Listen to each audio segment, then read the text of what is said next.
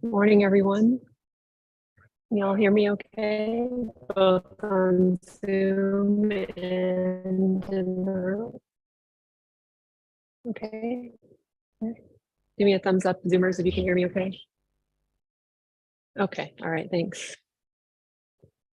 We're just getting settled over here still, so just a minute. I lost track of time also. The children are here this morning and a lot of joy in the room. I got lost in it a little bit. And then I looked at the clock and I was like, oh my goodness, it's 10:28, time to be in there.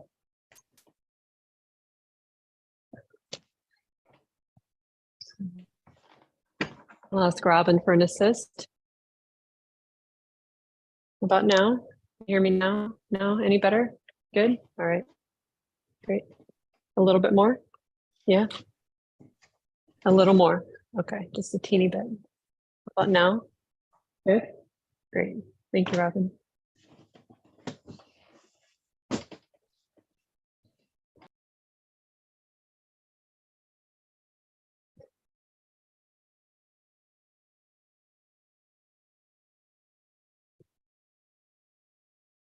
Get somebody to shut this door too. Oh, there we go.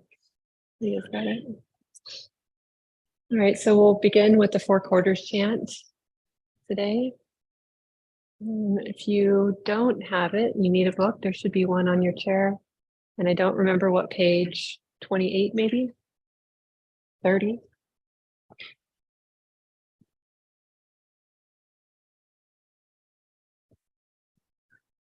Somebody shout out the page number when you have it for everybody else.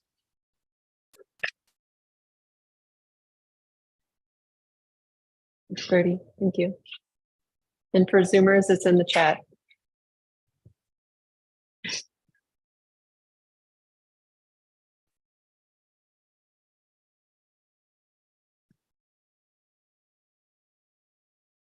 Now let us make the 4 boundless qualities shine forth.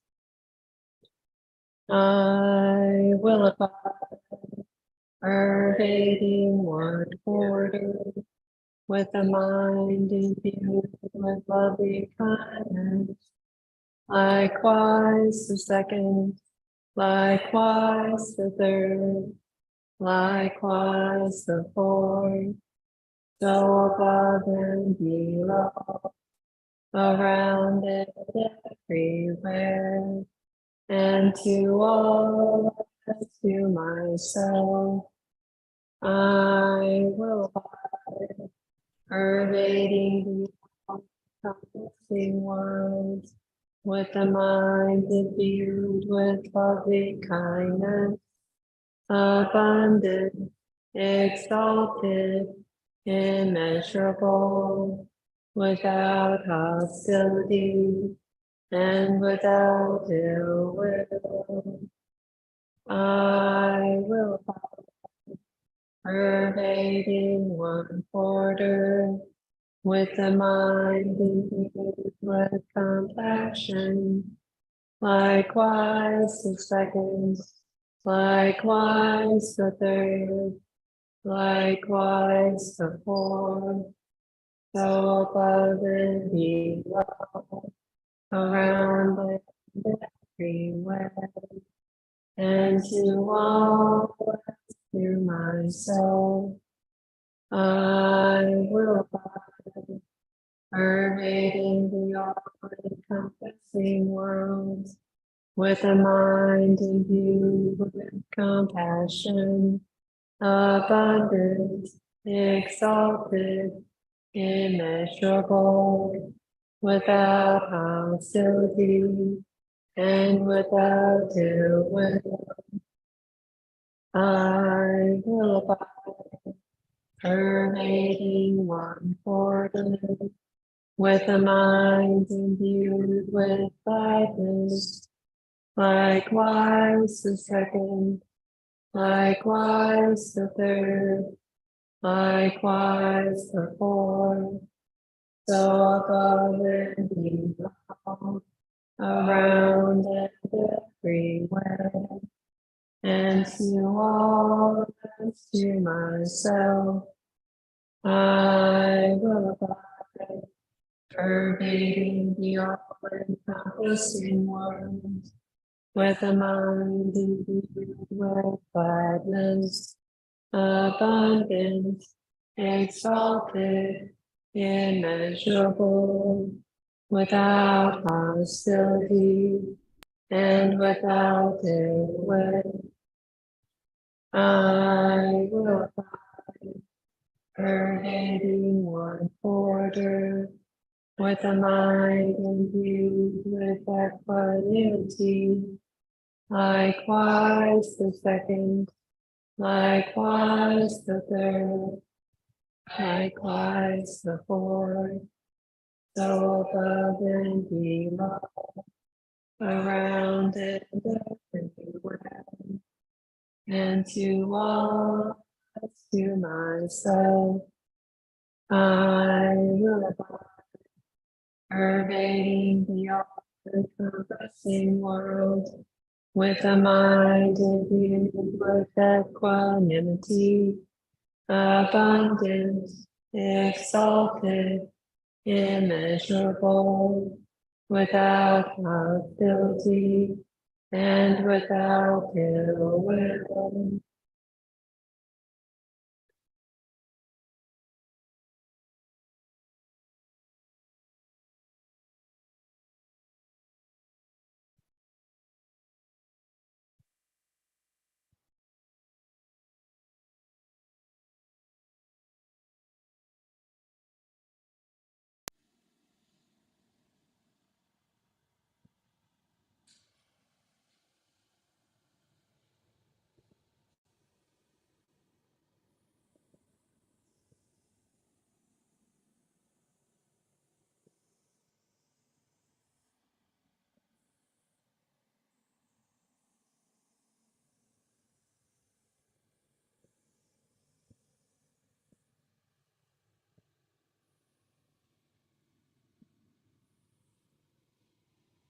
Just settling into the posture we've chosen.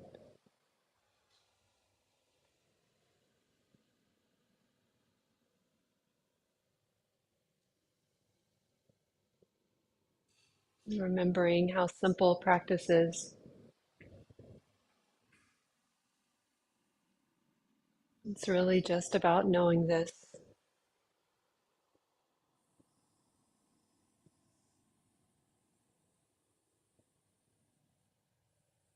and learning how to know with present moment awareness the experiences of our lives,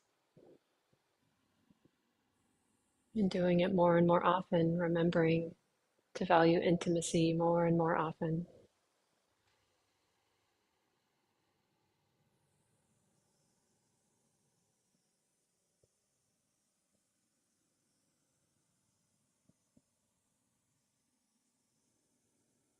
And so, without any agenda, without any asks or demands,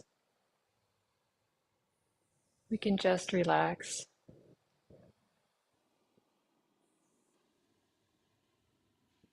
and see what the mind is knowing.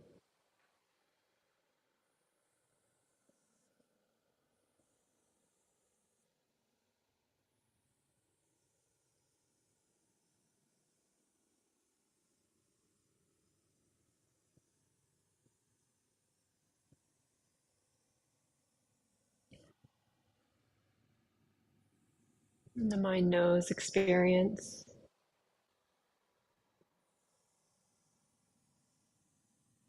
and acknowledges that knowing is happening. It's a little more interested in the fact that the mind is knowing than it is in the experience, but the experiences are always there. And what is experience? This body, sensations,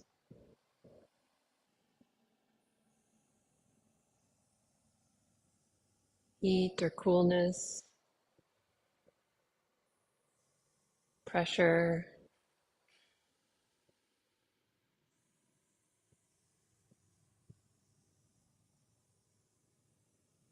any experience of body.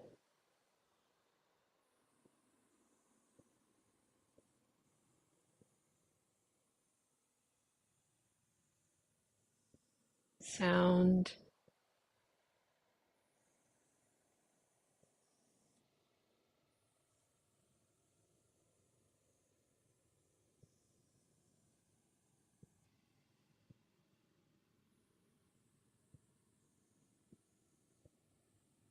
breath.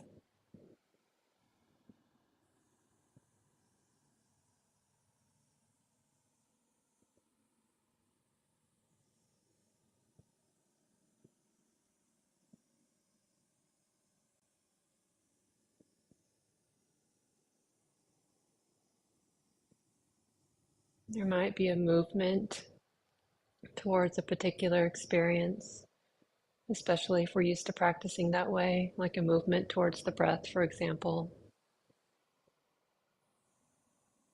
A habit has been formed here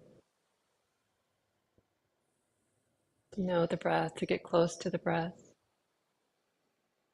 as a way of being in the present moment.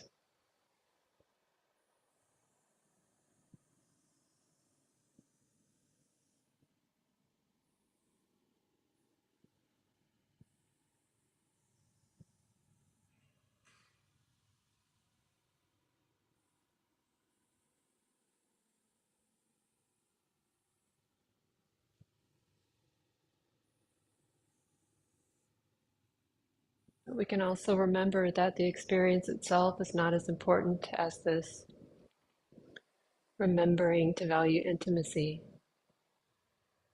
When the heart really connects with that deep wish to be in our lives, to be skillful, to see clearly, to be courageous in the face of anything, whatever it is for you. When the heart connects with this wish, it becomes natural. It becomes natural to be aware of something.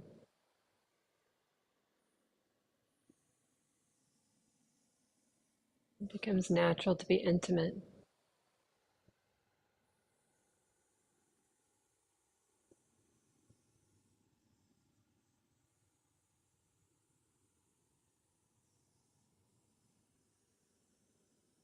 We just keep remembering to return to the present moment, right here in and with the body, in the most simple, ordinary ways.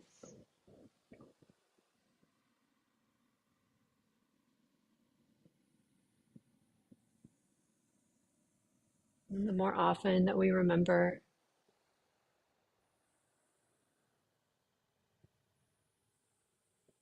we develop a kind of continuity, or the mind gets used to being collected, not scattered,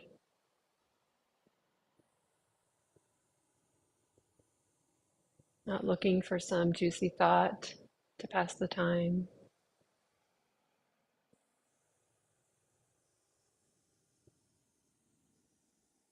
We can actually just see thought as thought, emotion as emotion.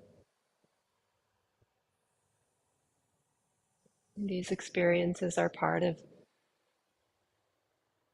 what it's like to be human, just like sensations of the body and breath and sound.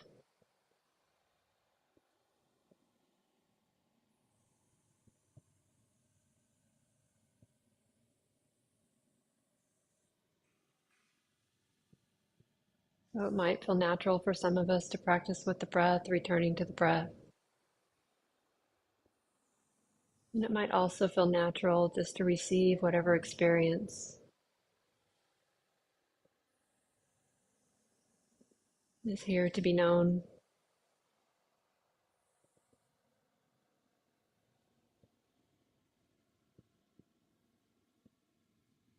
And trusting that as we remember to connect and reconnect, to value intimacy, then awareness will become stronger and stronger.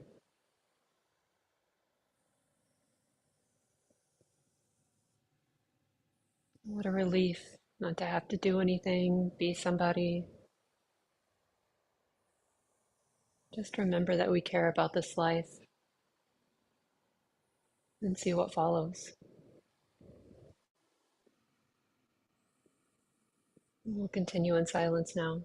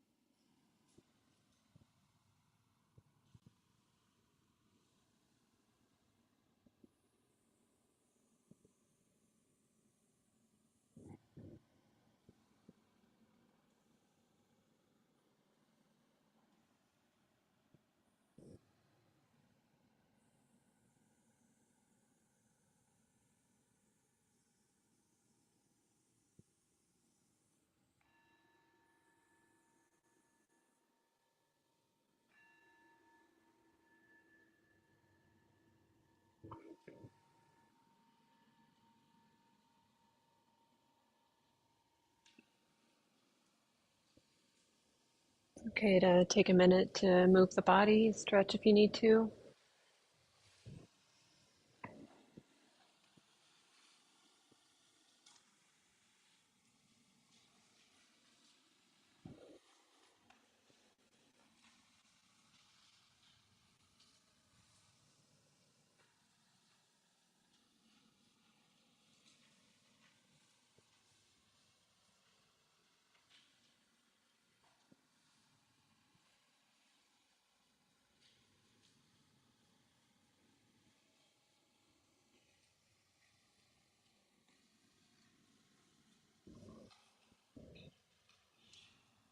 Welcome, everybody. It's good to be here with you all today. I'm here subbing for Mark Nunberg, who usually leads this Sunday morning practice group, but he's leading a retreat in San Diego. Thank you. I'll speak up. He's leading a retreat in San Diego right now. He'll be away next week, but we'll be zooming him in through, so he'll be here on the TV. I'm sorry, I couldn't find the words for that. Piping him in was the phrase that came to mind, and that wasn't quite right either. But he'll be here on the TV next week if you're looking forward to that. Is anybody here for the first time in the room? Yay! Raise your hands high. Great, great, great, great. Welcome to everybody. And I'm sure there are some newcomers on Zoom as well.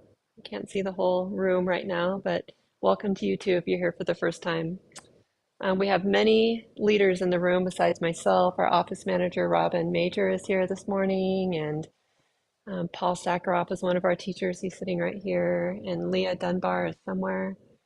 Our former leader in the children's program and stepping in as program host today, and Shannon Gibney's been here practicing at the Center for Ages. So um, if you have any questions, tap one of us or tap somebody who I didn't name, and they'll point you in the direction of somebody who knows something.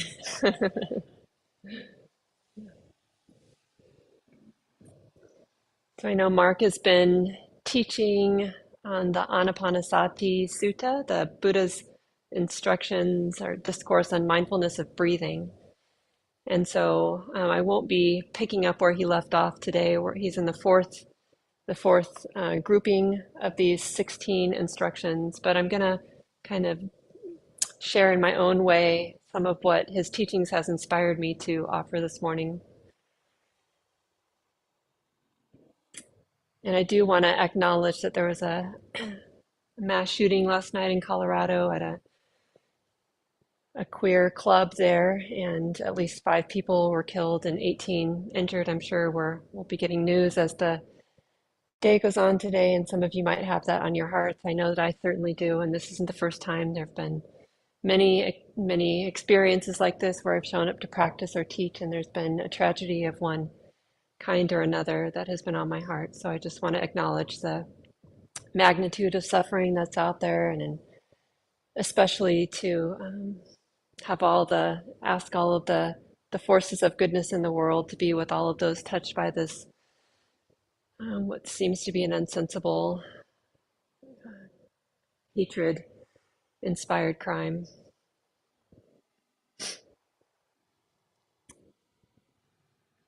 And so, the teachings on the Buddha laid out these teachings on how to be with the body and how to be with the breath, and in particular to help us learn how to live in the present moment and to remember to do that more and more often. So often, it's true for probably all of us that suffering is the doorway to practice. And so it doesn't have to be a foe, right? We can be just like, I felt really moved by what I read in the news, and it shaped a little bit of what I wanted to say here today. And hopefully our own suffering and that which we feel in the collective inspires us to something, right? To come here, to find a better way, to learn how to trust what's more reliable than what we can see.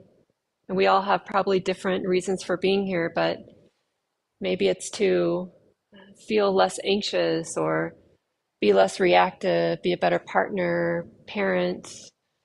Maybe it's to learn how to taste freedom more often. Some of us have been on this for a while, and we feel deeply inspired by the teachings of the Buddha and wonder how far it goes, right? So wherever we are, maybe we want to be more engaged in more skillful ways,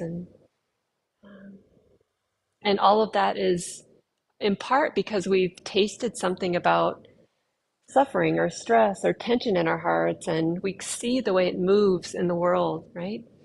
Human beings and guns and hatreds are deluded human beings, and guns and hatred are, we don't really make good things happen when those experiences collide, right?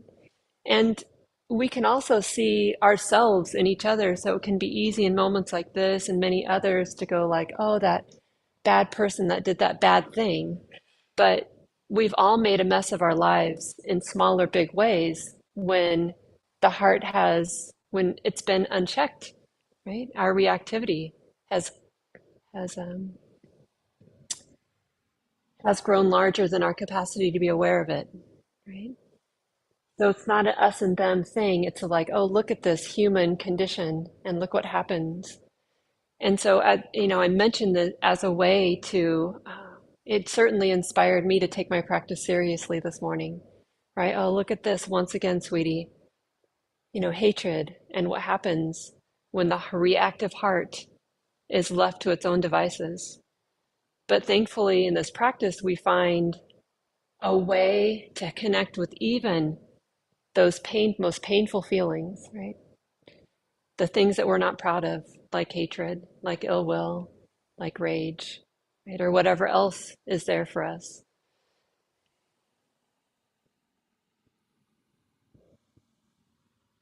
So although suffering might be difficult, it actually is what helps us to get started. And it can help us see our common humanity.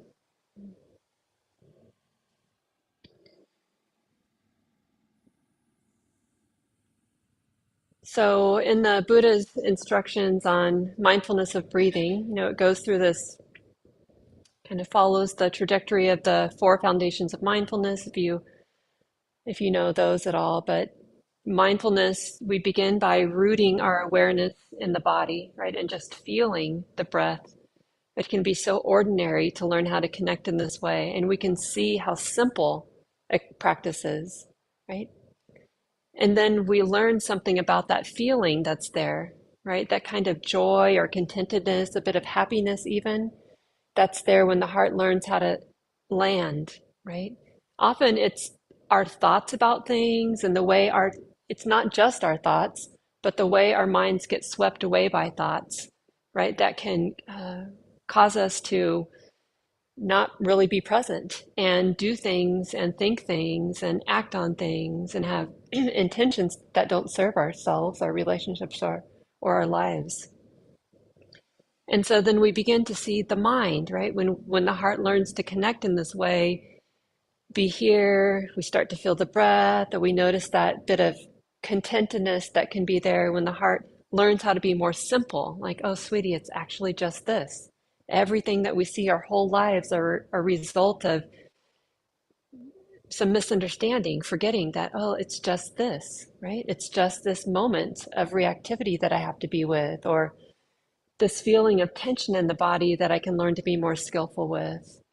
And that connecting, even though it doesn't always feel pleasant, is a way to realize, like, oh, yeah, it's actually possible, right? And we start to see the mind and how the mind and the body are always connected. And then eventually, we also start to see how suffering is created. Right? And this is the fourth grouping in the 16 instructions of mindfulness of breathing.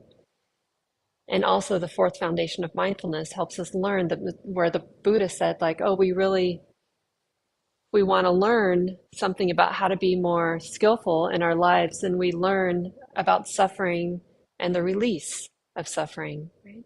We learn about freedom from the simplest ways to the most profound ways.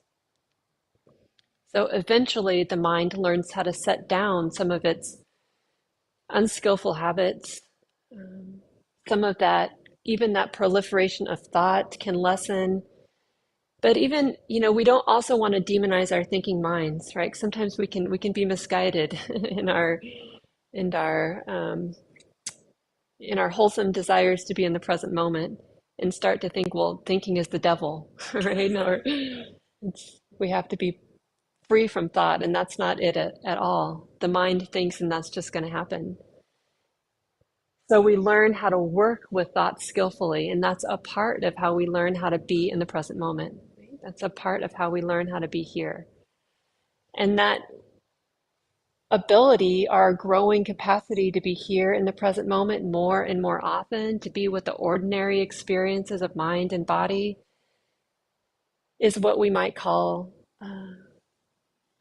many ways to like continuity of awareness or samadhi.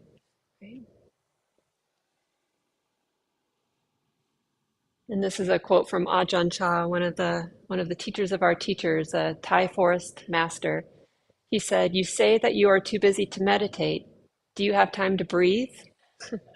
Meditation is your breath. Why do you have time to breathe but not to meditate? Breathing is vital to our lives. If you see that Dhamma practice is vital to your life, then you will see that breathing and practicing the Dhamma are equally important." That this is just what I was trying to point us to. Well, maybe not just, and this is Ajahn Chah is, I'm not trying to put myself in that category. I realize how that may have sounded. But in the instructions in the meditation, I was pointing us to how this remembering that we care about this life is enough, right? It helps us. We can think sometimes that we need a grand plan to learn how to be mindful, and we do have to put some effort. There's no doubt about that. But it can be more a simple efforting, just remembering that we care about this life. And just in that remembering, the heart then lands right here. The heart, there's only the only place to land really is in the experience of body and mind, right? So everything that we see and do, it's all an expression of that. So when we learn how to care and remember to care again and again, just remember to value the heart that can be here and can be settled in this moment, the heart naturally connects with the body. Right? And in some moments, we even know the breath, right? Maybe not in every moment. And that might be easier to notice when we're doing a more dedicated practice period, that we carve out 30 minutes to sit quietly like we did at Common Ground this morning. But it's not the only way to practice being in our lives.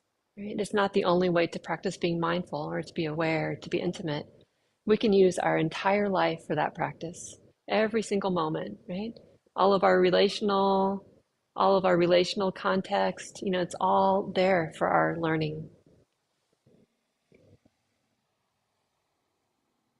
So our effort to practice is really born out of a connection with our intentions, and perhaps even an inspired heart.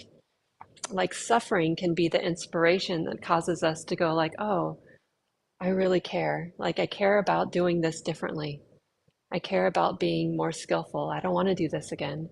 Or wow, I can see myself in other people and I know how close I've gotten to making that mistake, right? And I don't want to get that close because I can see what kind of damage that causes. This is from Sharon Salzberg. She says, "It's never too late to turn on the light. Your ability to break an unhealthy habit or turn off an old tape doesn't depend on how long it has been running. A shift in perspective doesn't depend on how long you've held on to the old view. When you flip the switch in the attic, it doesn't matter whether it's been dark for 10 minutes, 10 years, or 10 decades. The light still illuminates the room and banishes the murkiness, letting you see the things you couldn't see before. It's never too late to take a moment to look." Right? That should feel helpful for us. Like, oh, whew, I'm not off the path. It's still time for me, right? So in order to answer this essential question, which really feels like an important and essential question, like what is the value of samadhi, or a heart that knows how to land in the present moment again and again and again? a heart that learns how to abide in present moment awareness, what is the value of that in our lives at a time like this? And no matter what's going on, it's always a relevant question, like a time like this, a time where it feels impossible, right? Even. So we need to employ the whole system, all of our resources, all of the ways of tapping into the depth of knowing here to be able to respond to this question. So we need to understand through our intellect, through language, through our sense perception.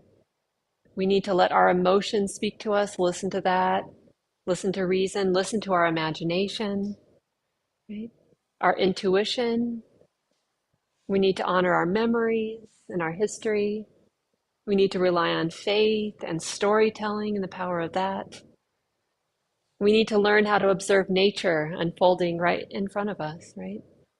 To be a part of the earth, the community, and all of our relational ways. So there's lots of ways that we come to knowing the value of being in the present moment, right?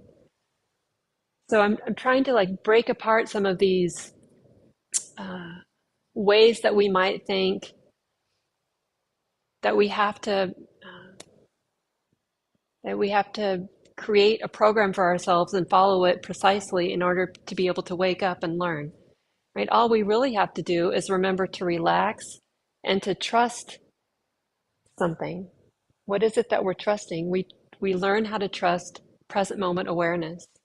And the more often that we learn how to trust present moment awareness, the heart just sees more and more deeply, more and more clearly into the way things are. We start to feel into life in a different and more profound way, something that's beyond what's obvious to us in our ordinary moments, right? So we might ask ourselves, what do we have faith in? And what exemplifies that?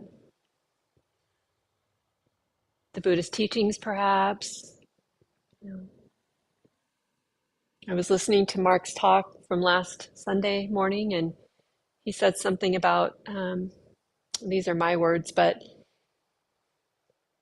seeing each other as imperfect human beings, that it can be grounding to see each other as imperfect human beings, right? And to also learn how to emulate each other when we're acting at our best, right? But the importance of seeing each other as imperfect human beings, we kind of lose some of that romantic idea that somebody out there is perfect, right? And I just have to do what they do. But we actually start to see our common humanity a little more deeply, right? Like, oh, some of the time human beings are pretty amazing, right? And there's a lot of goodness in and around us a lot of the time. We can pick up on that. We can actually look for it, right? And we can trust that, human beings, even on our best day, we're not going to get it right 100% of the time, right? So we don't have to be shocked when we see a wise and skillful human being not act at their most, out of the most wisdom or the most compassion. There was I was reading some of my some material in my drive from other talks I've given on this topic, and I remembered reading a story about how Bill Clinton, when the day Nelson Mandela got out of prison, Bill Clinton was watching that on TV. And having spoken to Nelson Mandela in the past, he knew him a bit, and he recognized that when he recognized something on his face in those first moments of being free. And he was surprised to recognize what he thought was anger and hatred. And it wasn't forever, but it did last for a few moments. And so he asked Nelson Mandela about this. And Nelson Mandela said, "I'm surprised that you saw that, and I regret that the cameras were caught my anger. Yes, you are right. When I was in prison, the son of a guard started a Bible study and I attended. That day when I stepped out of prison and looked at the people observing, a flush of anger hit me with the thought that they had robbed me of 27 years. Then the Spirit of Jesus said to me, 'Nelson, while you were in prison, you were free. Now that you are free, don't become a prisoner.'" Right? The power of the mind right there in that moment. So this returning to something that we trust again and again and again, that deep wisdom that's there that goes like, oh, I don't want to live like this. This doesn't feel good to me. And through our willingness to connect and linger in the experiences of body and mind, we get to taste that. That's good news, right? We get to taste that feeling that's like, ooh, this isn't going to help, right? So, this returning to something we trust again and again, this renewing interest in the present moment, and what we might be able to see beyond what is obvious to us or visible, is what allows the heart to connect and sustain more and more often. Not just something we find on the cushion, but also in our daily lives.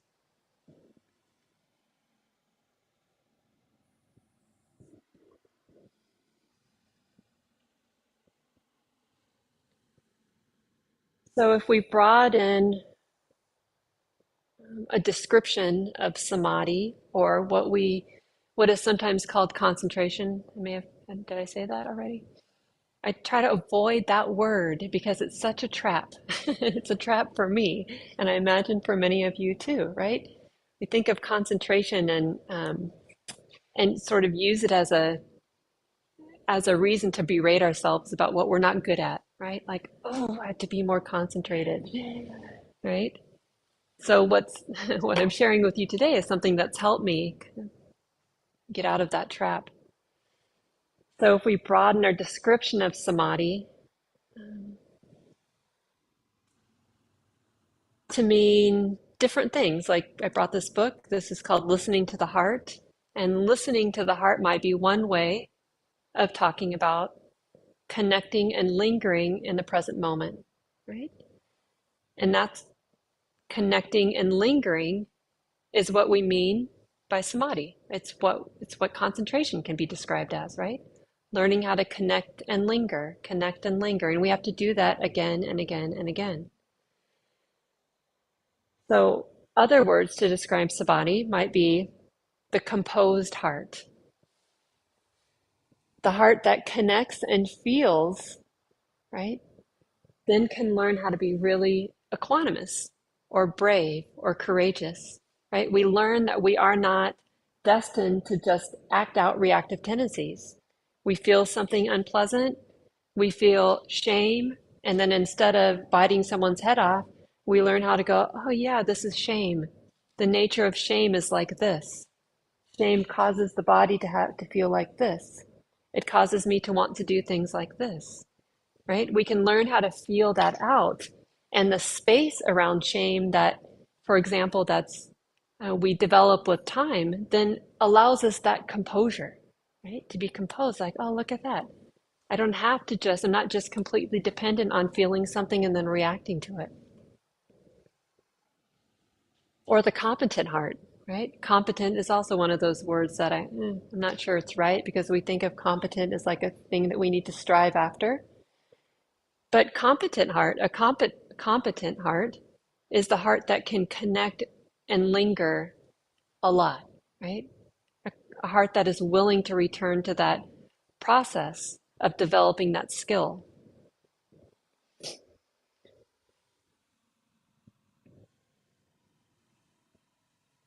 I think of samadhi as the deepest connection with life. Those are my words because that rings true for me.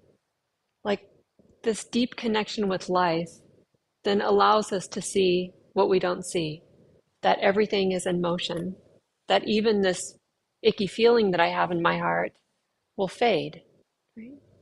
And there will be some space around it in moments, right? The deepest connection with life remembers that there's a lot of good around us. Some of you probably know Jimmy Golden. Jimmy's been a long time meditator here at Common Ground, 20 or maybe, I don't know, 20 years or more. And Jimmy is about to have her second open heart surgery. One when she was quite young, and this one to replace an aortic valve. So it's a much more complicated surgery at this in her older years now. And Jimmy asked a few of us Dharma friends to come together yesterday for a half-day retreat. And so we gathered, we created a little schedule, and for 4 hours we practiced together, did some movement together, shared our loving wishes to Jimmy, and it was really such a beautiful time. And I was just kind of struck at the beauty that was there in the small little room, just six of us for a few hours. But it reminded me of this, like, oh, how often do I forget to look around and see the beauty in other human beings and see how natural it is to express that, right? The simple kindnesses, gestures of warmth. And it felt good to all of us. There was all six of us at different times remarked on this. And you might go, well, oh yeah, of course, these are six Dharma friends. Of course, you're going to be on expressing the heart's goodness there. But it's not just true in Dharma communities. And Dharma communities aren't perfect, if you haven't noticed, right? But it can be a good practice, especially at times when life feels complicated, to look around and just like, I'm going to give myself a job right now. I'm going to see the good. I'm going to see what's available to notice the goodness of heart that's being expressed in the grocery store or in the bus or in this busy workplace where everything seems frantic, right? Somebody that stops and asks a question or wait, there's this one teacher at this school that I work at that every time he sees me in the morning when I walk, every day he's like, Shelly, it's good to see you today. And he just like pauses. And I don't see him every morning, but every time I do, he stops, right? And it's sweet, it's kind, and it feels good. Hopefully, it feels good to him, and it definitely feels good to me.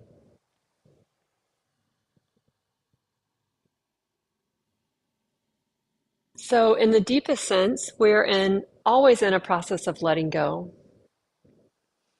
and a connection with the heart that can connect and linger in the present moment.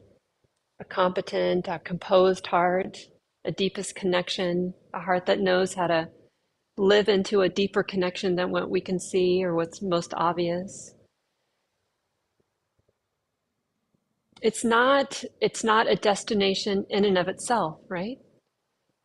But these moments where the heart can land and linger then helps us to see what we don't see that often, right? Like, oh yeah, there is a lot of good. Even though it seems like the world's going to hell, there's a lot of good around us. And let's remember that because we need that in order to stay engaged and to keep ourselves steady in all kinds of ways. And then also to see some of the deepest Buddhist teachings, right? Which is what this fourth grouping in Buddhist instructions on mindfulness of breathing is really pointing to. That while everything is always changing, right? Everything is always changing. The body is aging in every single second. Right? One teacher said, from the moment we're born, we're meandering towards our death. That's true, isn't it? Yeah. And what was so beautiful about this time that we spent with Jimmy yesterday was that that was clear, right? We weren't avoiding that depth too, that, well, we don't really, we all, there's a lot of good reason to think that Jimmy's going to go through the surgery and recover, and we're all planning for that. And yet we never really know what's going to happen in any moment for any of us, not just Jimmy, but for any of us, right? And so we can start to live into that and see what it inspires us to do, how it inspires us to act.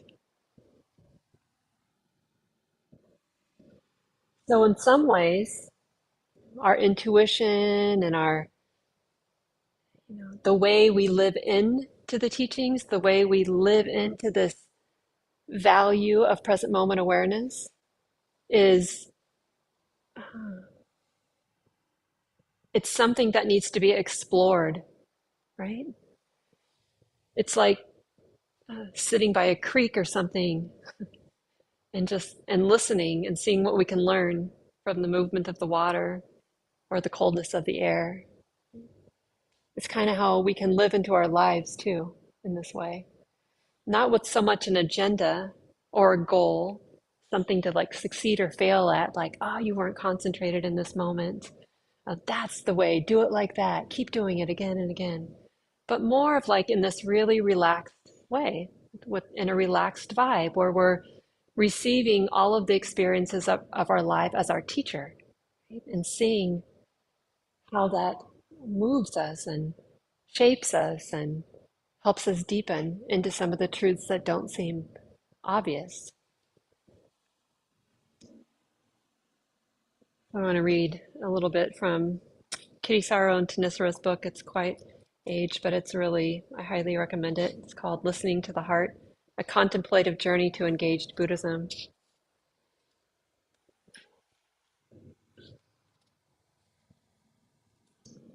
This is from Kitty Saro. They alternate writing chapters, but this one is Kitty Saro.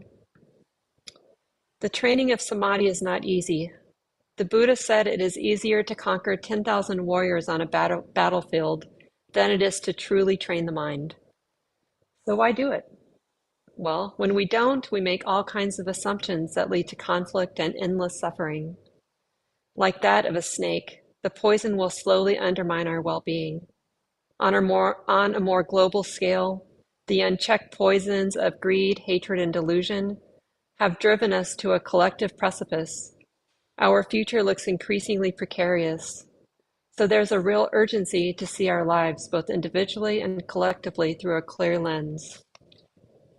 When the mind is composed, it sees clearly. When I had science classes as a child, we would put a drop of water on a microscope and see the microorganisms in the water with great precision. But if the eye isn't focused and keeps looking around, then we just get a distorted picture. That which sees clearly, which can focus, discern, and know the reality of the situation, is called the eye of Dharma. With samadhi, we enter a realistic relationship with the elements of our world, the body and mind and its moods, feelings, thoughts, and intentions. We can let conditions be as they are, and in doing so, notice the larger context of awareness itself. Even though this contemplative process is a gradual training, it's good to remember that freedom is always here and now. How many times have you heard Mark say that? Right in the midst of any given moment, whatever the condition, the essential nature of everything, including the mind, is freedom. Just as a mirror is unaffected by the myriad appearances that come before it, the inherent state of the mind is untainted. Its innate nature shines through. Right in the midst of the most constricted states or the most difficult circumstance, there is the pure essence of awareness. The Buddha called this innate freedom the original brightness or the luminosity of heart. This freedom is our natural state.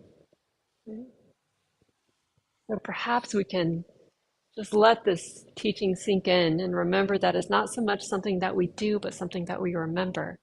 And we all have this inner wisdom as long as we just keep remembering what we value. Right?